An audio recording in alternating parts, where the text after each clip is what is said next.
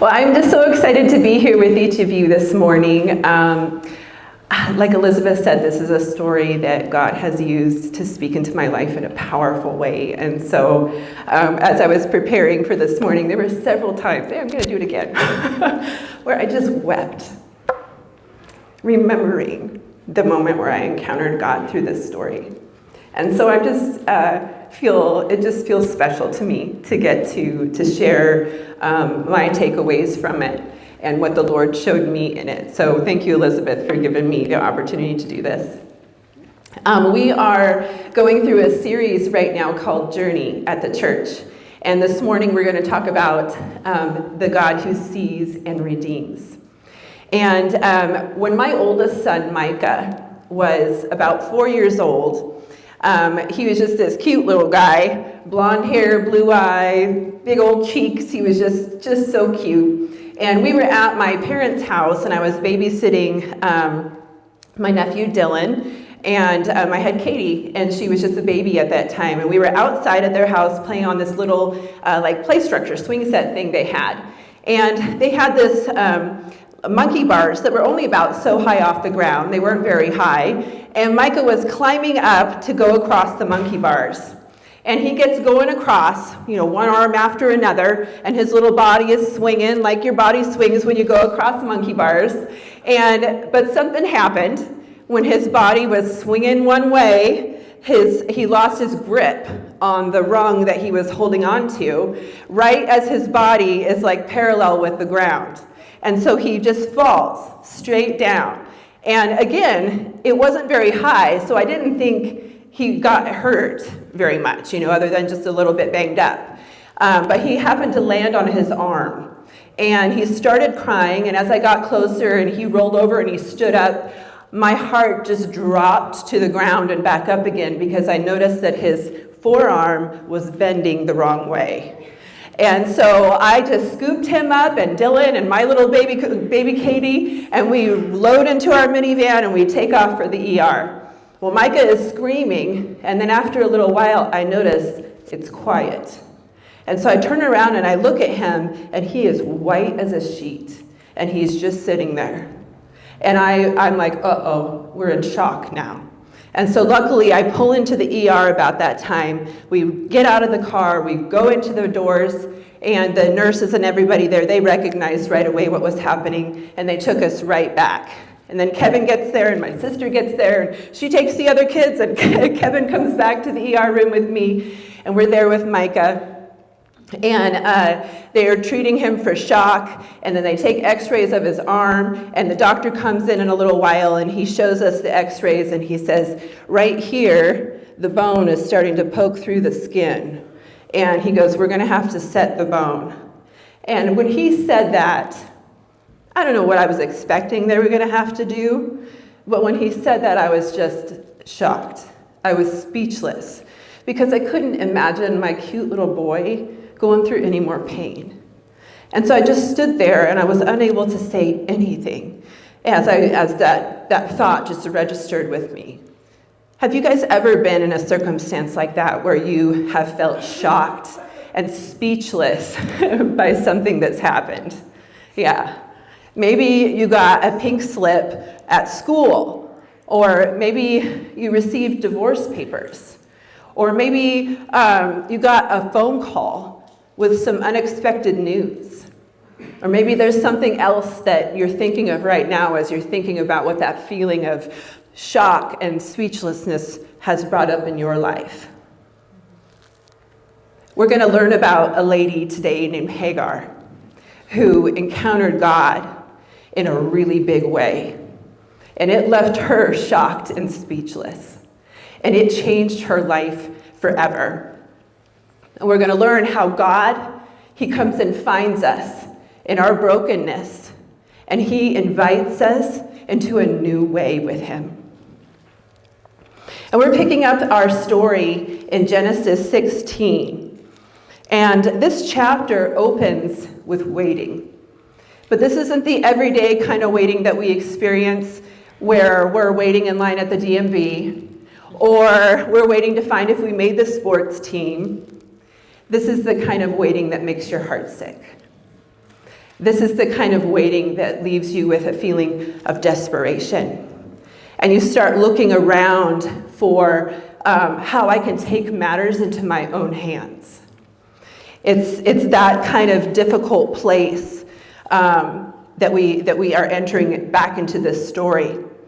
And remember how over the last few Sundays, as we've been going through Genesis in this journey series, we've been hearing about how Abram and Sarai, who later become Abraham and Sarah, the father of our faith, that when they were Abram and Sarai, they received a promise from God. That God had come to them as an old and childless couple and had given them a promise that said that they were going to have a child and that their children were going to far outnumber the stars in the sky. And that promise changed their life. God spoke into the heart of the ache inside of them and gave them a promise that gave them hope. And the Bible says that they believed God. And how many of you guys have ever heard something like really good, and you just automatically in your mind you think, oh, it's going to happen tomorrow, or really soon?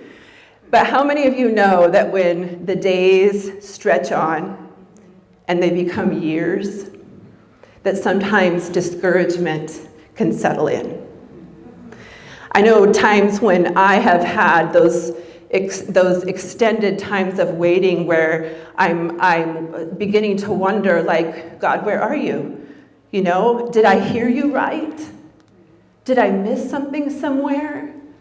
Is there something I'm supposed to be doing? Maybe if I do this thing right here, I can help this situation along. Have you guys ever been there before? Well, Abram and Sarai, they were definitely there in this story. And that is the kind of difficult place that we're going to enter in. So Genesis 16, we're going to read it together. It says, "Now Sarai, Abram's wife, had borne him no children, but she had an Egyptian slave named Hagar. So she said to Abram, 'The Lord has kept me from having children. Go sleep with my slave. Perhaps I can build a family through her.' Abram agreed to what Sarai said. So after Abram had been living in Canaan 10 years, Sarai, his wife, took her Egyptian slave Hagar and gave her to her husband to be his wife. He slept with Hagar and she conceived. And when she knew she was pregnant, she began to despise her mistress.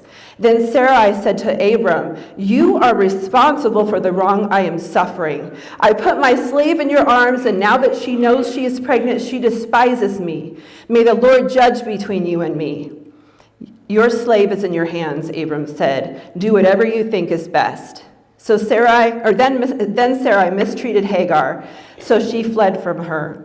The angel of the Lord found Hagar near a spring in the desert. It was the spring that is beside the road to Shur. And he said, 'Hagar, slave of Sarai, where have you come from, and where are you going?' 'I'm running away from my mistress Sarai,' she answered. Then the angel of the Lord told her, 'Go back to your mistress and submit to her.' The angel added, 'I will increase your descendants so much that they will be too numerous to count.' The angel of the Lord also said to her, 'You are now pregnant, and you will give birth to a son. You shall name him Ishmael, for the Lord has heard of your misery. He will be a wild donkey of a man. His hand will be against everyone, and everyone's hand against him. And he will live in hostility toward all his brothers.' She gave this name to the Lord who spoke to her, 'You are the God who sees me.' For she said, 'I have now seen the one who sees me.' That is why the well was called Bir Lahai Roi. It is still there between Kadesh and Bered. So Hagar bore Abram a son, and Abram gave the name Ishmael to the son she had born. Abram was 86 years old when Hagar bore him Ishmael." Not being able to have children in the ancient time that we're talking about here was an incredibly devastating loss. Because as a woman, your worth was very much tied up in your ability to conceive children. And having children meant that you had a family line, that you had a name, that you had a heritage that was being passed down into future generations. It also meant that when you were old, that there was someone there who was going to care for you. It was a big deal having children in this time. Such a big deal that the surrounding cultures around Abram and Sarai during this time had come up with laws. They'd come up with legal remedies for the issue of barrenness in families. And what that law entailed was that the husband, if his wife wasn't able to conceive, that he could impregnate a slave girl or a prostitute. And then they would take that child as their heir. This was a common practice during this time, very acceptable to all these cultures surrounding Abram and Sarai. And so Abram and Sarai used Hagar, Sarai's slave, to be a surrogate to produce an heir for them. I want you to notice that Sarai's plan was based on the culture and the laws around them. It was not based on what the Lord had led her to do. And Sarai got exactly what she most wanted and hoped for, and all her scheming brought about, but it brought her heartache. And it was not God's will. And when Hagar runs from Sarai's mistreatment into the wilderness, she has an encounter that changes her life forever.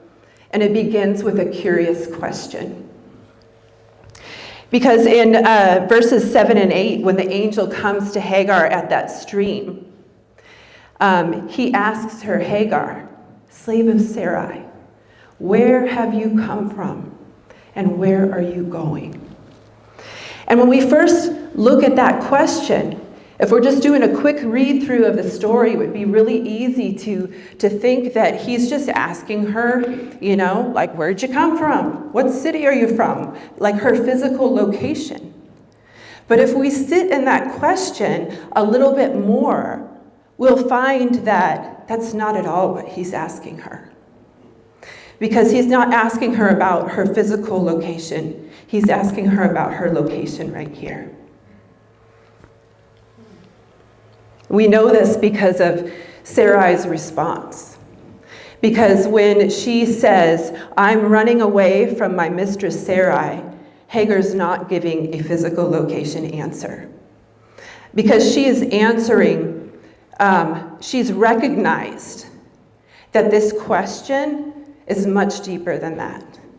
It's much deeper than a physical location. This question, the one who's asking her, is much different than just an everyday normal person. This is an angel of the Lord asking her a question. And she recognizes that what he's asking her is, what's the environment? What is the experiences? What is the circumstances? What is the context? What have you been through? Where are you coming from? That's the question that he's asking her. It's similar to a question that God asks Adam in Genesis 3:9. After Adam and Eve have sinned and they're in the Garden of Eden and they're hiding from the Lord. And God calls to Adam and he says, Adam, where are you?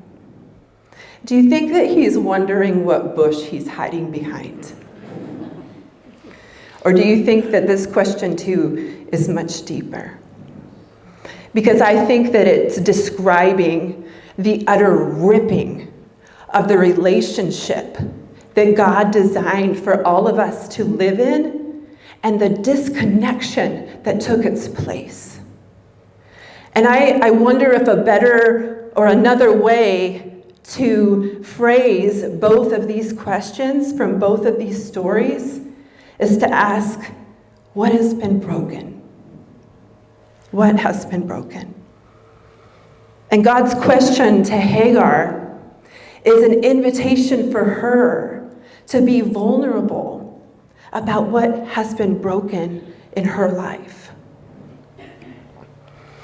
And how many of you know that it's much easier to put a smile on our face and to say everything's fine than to open up and be real and to say what's been broken inside of us? But God deals in reality, and we meet him when we are honest about the real circumstances of our lives. And I don't know about you, but there's something else curious that stands out to me in this passage. Because when Hagar says, I'm running away from my mistress Sarai, it just feels to me like she's leaving a whole lot of things unsaid. I'm somebody who loves details. Like when I hear a story, I want to hear the whole story. Like just give it all to me, okay? I love stories. And I know that my husband would love it if I learned to give the highlight reel versus the extended version that I normally give. Because I have the hardest time like getting all of my thoughts and all of my feelings and putting it out there in like 2 or 3 simple sentences. It escapes me. I don't even know how to do it. And this answer that Hagar gives in this passage reminds me of one of my attempts at summarizing. Because how in the world do you put her life story into a highlight reel? How do you put slavery and abuse into a summarization? How do you do that? Hagar, her name isn't even a name. Her name actually means the foreigner. And if she had been born into slavery, we don't know if she was or wasn't, but if she had been, there's a good chance she never even had a name. She was probably given to Abram and Sarai during their time in Egypt. And she was property. No one cared about her needs. No one cared about her wants or looked on her as a person. And she was worth only what she gave her owners, which in this case, Sarai was giving her to be a surrogate for them, willing or not, to produce an heir. The Bible is not shy about talking about messy things. And it is brutally honest about the ugly parts in Abram and Sarai's story. And God is not condoning slavery at all, but rather it's including the unvarnished and ugly reality that was present here. There's another important part of this story, and it's where it happened. It happened in a wilderness. And wilderness experiences are hard. They are really hard. And in the Bible, wilderness experiences are significant. They are always tied to processes of transformation and preparation in people's lives. When the children of Israel, when God had delivered them from slavery in Egypt, they thought, woohoo, we're free. But God took them right into a wilderness because he knew that he had to remove from them the slavery and survival mentality that they had been living in for generations and remind them whose people they were. Remind them who they were and that they were rooted in him. There's a passage in Song of Songs that says, "Who is this coming up from the wilderness, leaning on her beloved?" And this passage is such a picture of who we are going into a wilderness is not at all who we are when we come out. That in those wilderness times, that it's there that we meet God in such a powerful and such an intimate and significant way that it changes who we are and it marks us forever. And when Jesus goes into the wilderness, it was with great purpose. He was tested there. The enemy tempted him with all the things that are like our core desires. It was with purpose that he went into there. And we can be assured that whenever we go through moments of like wilderness seasons and things like that, when we trust God's process in our lives, that we will come out the other side transformed. The next question that the angel asked her, "Where are you going?" is equally weighty.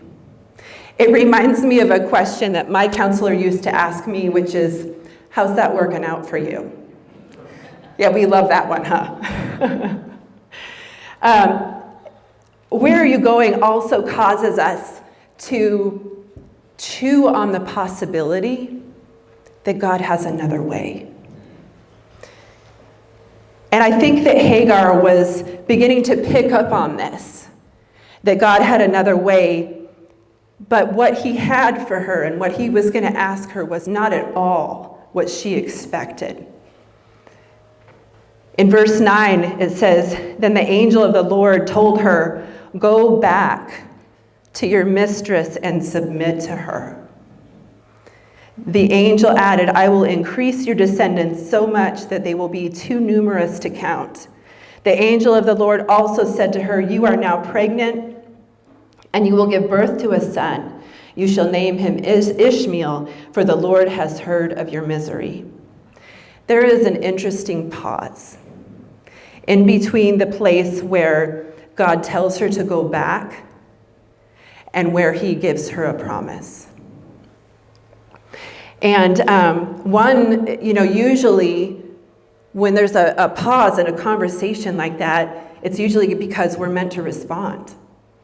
But notice that Hagar says nothing. Can you imagine her shock? That she's meeting an angel of the Lord, and he tells her to go back where she just came from, where she just ran from. You can almost hear the wheels turning in her head and the dialogue going on inside of her mind. And she's thinking, why in the world would I ever go back there? I ran away from there for a reason. What was back there was so hard and it hurt. Why would I go back? But God knew that in order for his plan and his purpose in her and through her to be accomplished, she had to go back to that place. And this is a picture of what God's promises being fully realized and fulfilled in our lives looks like also. For us to realize the fullness of God's plan that he has for us, we have to follow him into the broken places in our lives so that he can set everything right. I want to clarify something, though, so that there's no confusion. I am not at all saying that we should stay in a circumstance or in a situation that is harmful to us. I am also not saying that we should return to or stay in a relationship that is abusive, because that is not God's will. What I am saying is that when we run from our pain in our past, it keeps us in bondage. But when we go back and we face those places of pain with God on our side, it sets us free.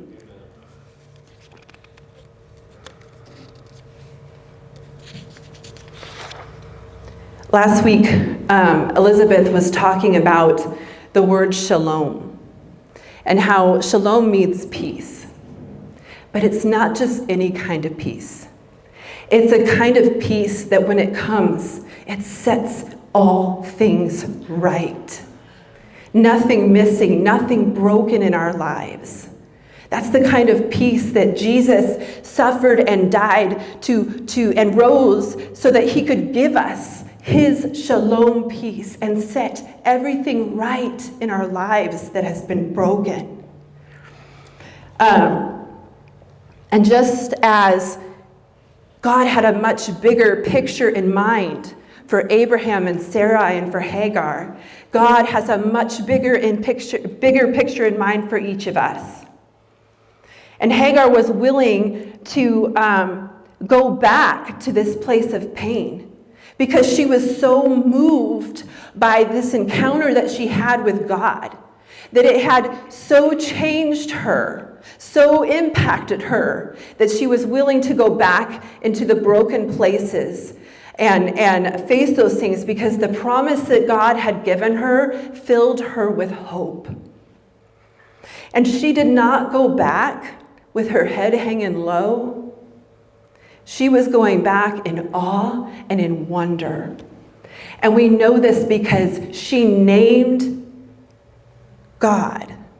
And she named this place where she met him from that place of wonder and amazement. Because what God did in her life was that he spoke identity over a girl who was nobody. God spoke meaning into a life that in the context and the culture that was surrounding her, she had no meaning. God, to a girl who had no future, God gave an unfathomable promise. And to somebody who was nothing and no one and had nothing, God spoke value, he spoke belonging, he spoke purpose, and he spoke a hope of a new future. In verse 13 and 14 it says, "She gave this name to the Lord who spoke to her. You are the God who sees me." About 16 years ago, I had an encounter with God that rocked me. God had just recently invited me into a journey of unpacking my story, and for the first time in my life, I began to open up things to him that up until that time I had not been brave enough to be honest about. I'd spent my whole life running and trying to hide these things, trying to avoid these things, trying to hide from the pain and the wounds of abuse and trauma in my story. I felt like Hagar, who I felt like nothing. I felt like I didn't have worth. I longed to be loved, and I longed to belong, and I longed to have value, but I felt like it was something that could not be mine. And I can remember the morning that I opened my Bible and I started to read this story. I'd read it before. I grew up in church. It wasn't a new one for me. But as I read Hagar's words, "This is the God who sees me," I felt those words speak to my bones and just rattle everything on the inside of me. That girl who was so riddled by shame from my story and the places that I had been and the experiences that I had had, heard those words.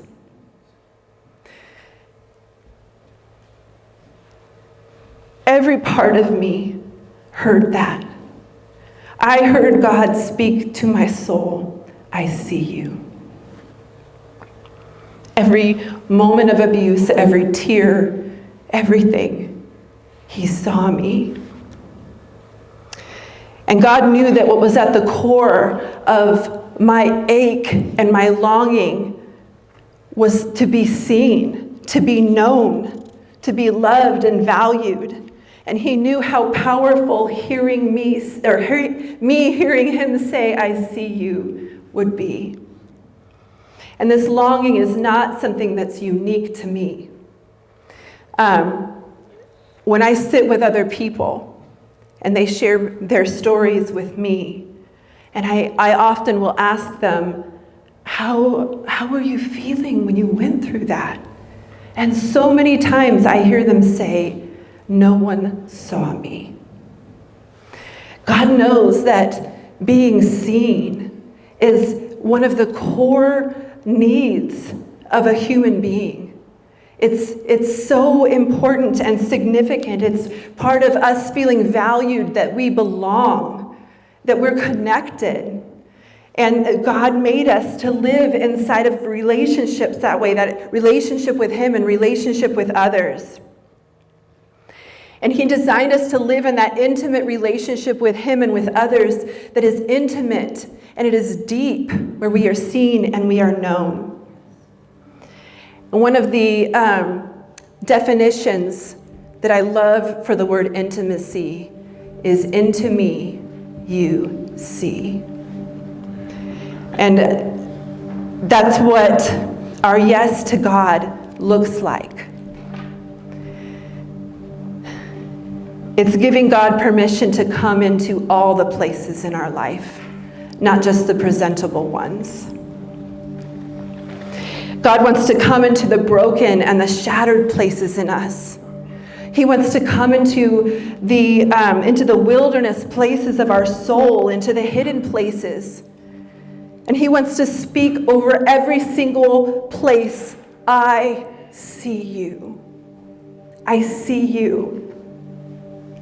Not one piece, not one moment, not one experience, absolutely nothing has escaped his notice. He sees you.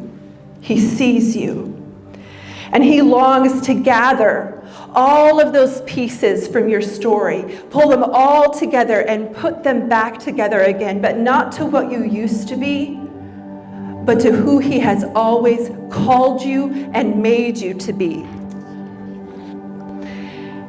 And some of you may be sitting here this morning, and as you've heard me describe these things, and as you've been thinking about pieces, you're already backpedaling and you're saying, "Evie, I don't even have pieces. Because I've been ground down for so long, all I've got left is dust." But I want to speak something over you and remind you of what God does with dust. He gets down on his hands and his knees and he forms something brand new with it. He breathes his life over that dust and he calls those things back to life again. And when my husband and I were in that ER room with our son, and we were waiting for them to set the bone in his arm, the doctor actually told me to go outside and wait because I was just too emotional. And so my husband, Micah's father, was in the room with him. And he held Micah as they set his bones. And I just want you guys to capture this picture, that when we go into our broken places in our story, that is a picture of what God does with us. That he goes in there with us and he holds us as everything is set right within his love and his care. And God knows that in order for us to have the full life and the purpose that he's planned for us, that we have to go back into those places with him. And the question then becomes, will we trust him? Will we trust his process? Will we trust his promise and his purposes for our lives and say yes to his journey of transformation? And some of you may be wondering, well, how in the world do I do that? I've spent my life running. How do I do that? Well, in a minute, I'm going to pray. And you'll have an opportunity to talk to the Lord about that and respond exactly where you're sitting right now. And we're going to sing another song. And at the end of the service, we'll have people up here who love to pray and would be willing to stand with you. We also have a workshop happening next week that Elizabeth told you about, which would be an amazing place to begin to stick your toes in the water of learning what it means to open up these places to the Lord to come in. So let's pray.